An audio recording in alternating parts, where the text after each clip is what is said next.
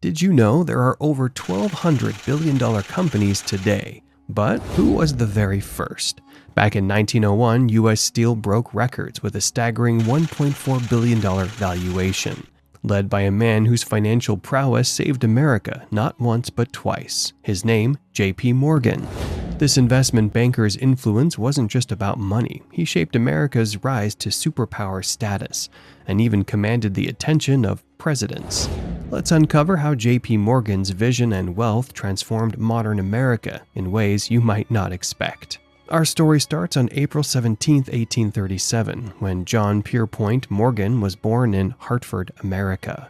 John came from a wealthy and influential family. His father, Junius Spencer Morgan, was a rich banker and a partner in Hartford's biggest dry goods wholesaler, Mather & Company. When John was 10 years old, his grandfather passed away, leaving a large fortune. John's father used this money to buy more shares in the company, renaming it to Mather Morgan & Company.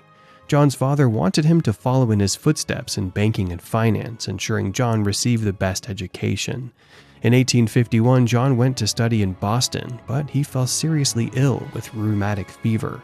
The pain was so severe that he couldn't even walk. Despite his family's wealth, John faced many challenges in his early life, both physically and mentally. While other children played outside, John spent his time indoors reading books and studying big financial statements due to his illness.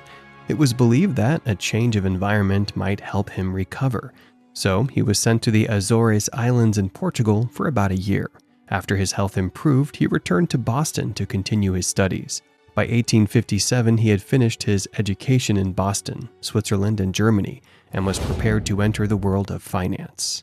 By then, John's father had moved to London and was running a business named George P. Beatty & Co.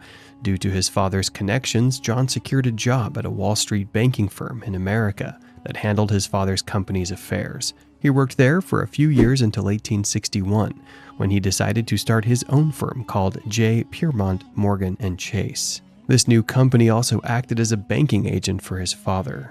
However, just as John was establishing his firm, the American Civil War began. The U.S. government instituted a draft requiring men aged 20 to 45 to join the war effort. But those with enough money could pay $300 to avoid military service. For John Pierpont, paying $300 to avoid risking his life was a small price, and he prioritized his business over national duty. He also made significant profits by selling modified Hall carbine rifles to the government during the war, taking advantage of the situation. Another significant event in John's life was his marriage to Amelia Sturgis. Their marriage lasted 2 years, but tragically Amelia was suffering from tuberculosis at the time of their wedding. Her health declined and she passed away just 4 months after they married. At 24 years old, John Pierpont Morgan found himself alone after losing Amelia. Despite this loss, he threw himself into his work and did not let himself get discouraged.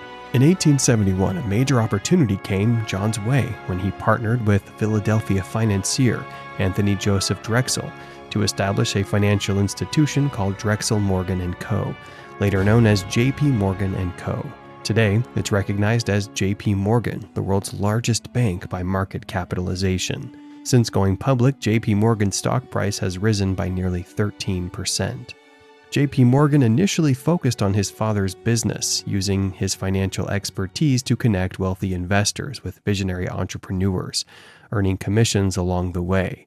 Over time, he amassed a considerable fortune and began investing in major projects such as expanding American railroad systems. During America's peak industrial growth, industries like oil, steel, and railroads dominated. While John Rockefeller and Andrew Carnegie held monopolies in oil and steel respectively, the railroad sector was fragmented, with numerous small companies competing fiercely, driving down profits. J.P. Morgan saw an opportunity and strategically invested in these companies, improving their management and efficiency. This consolidation attracted European investors, bringing stability to the American rail system.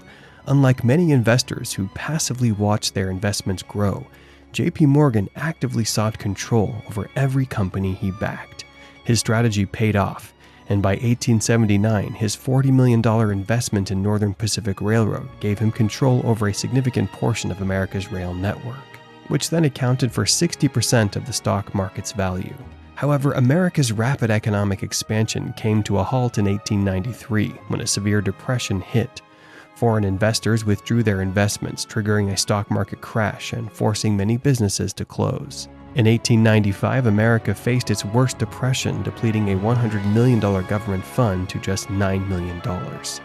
To rescue the economy, J.P. Morgan proposed a bold plan to President Grover Cleveland.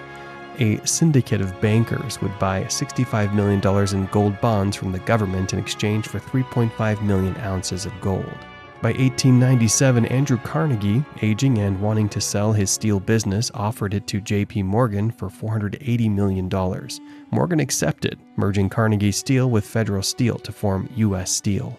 This new company, established in 1901, became the first American unicorn with a value of $1.4 billion, surpassing the total value of the entire U.S. manufacturing sector at $9 billion.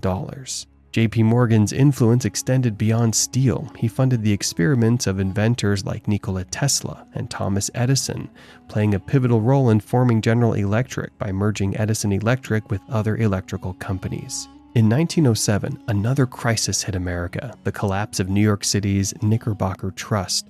The third largest trust company triggered a wave of bank failures and mass withdrawals. This panic spread globally as investors lost trust in banks, leading to widespread economic turmoil. During the dire Knickerbocker crisis of 1907, when American banks faced collapse and withdrawals were rampant, President Theodore Roosevelt, despite his dislike for J.P. Morgan, turned to him for help. J.P. Morgan devised a bold plan. He gathered the nation's top investment bankers at his library on Madison Avenue. There, he proposed that they collectively buy out smaller competing companies. Initially hesitant to invest in their rivals, the bankers were persuaded by Morgan's persistence. He negotiated until everyone in the room agreed to the plan, literally locking them in until consensus was reached. This decisive action helped mitigate the crisis, which lasted about 3 weeks, and once again, J.P. Morgan's strategic intervention played a pivotal role in saving America from financial collapse. J.P. Morgan's legacy is indeed complex and polarizing. On one hand, he was a brilliant financier whose decisive actions helped stabilize the American economy during critical times like the Panic of 1907. However, Morgan's methods, including his efforts to consolidate industries and create monopolies in sectors like railroads and steel, raised valid concerns about economic fairness and competition. Many viewed him as a symbol of unchecked corporate power, capable of manipulating markets and exerting undue influence over national finances through his money trust network. The fact that President Roosevelt and others sought to curb Morgan's influence underscores these concerns. Ultimately, J.P. Morgan's impact on American history is significant, shaping the modern financial landscape and laying the groundwork for what would become one of the world's largest banks. Whether seen as a hero or a villain depends largely on one's perspective on corporate power, economic regulation, and the balance between private enterprise and public interest. What's your take on J.P. Morgan's story? Leave a comment below, and if you enjoyed the video, leave a like and subscribe for more.